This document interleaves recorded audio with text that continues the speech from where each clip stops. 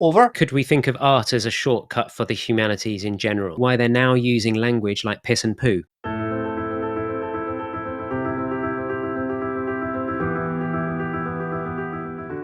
Hello, Scott McArthur here. Thank you very much for tuning in again to ARTEFACT, the art and science of storytelling. I went into the school. First day, it's the oddest thing, ITA. Now, if you've never heard of it, it's called its Initial Teaching Alphabet. Let me show you an example. This was the book that they gave me. And all the little dendrites in my brain were very confused, being told that I was stupid. Language means a lot to me. The guy who I've got as a guest, brilliant. I've managed to create a business using language. I didn't know that you learnt your English from such random places, actually. So we're going to have to talk about that over a pint when we're next allowed.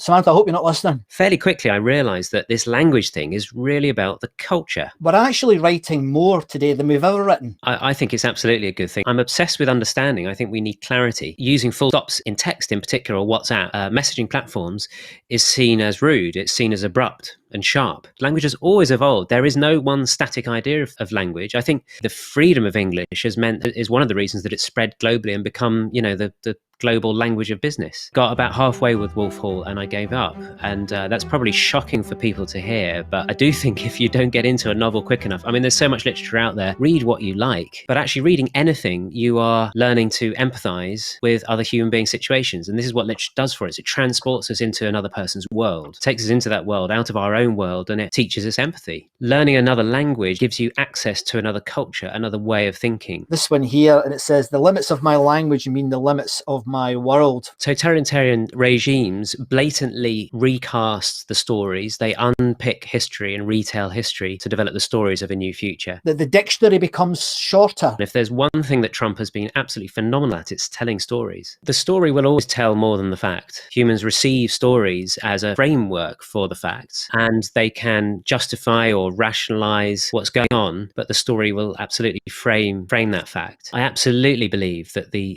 schooling is fundamental. It shapes our experience. I was wondering whether I should give this chap a name. I don't know. Is this Bob? Is this Bob the Brain? Bob the Brain. You sent me a lollipop.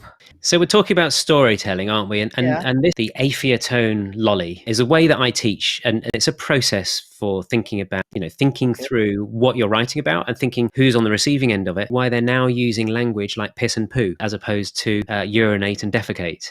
So you end up with this cacophony of messages. Pure storytelling, then the result may be emotional. Empathy, the way to the brain and the way to behavior is through empathy. When they were giving a bollocking, they would do it in English. Fantastic.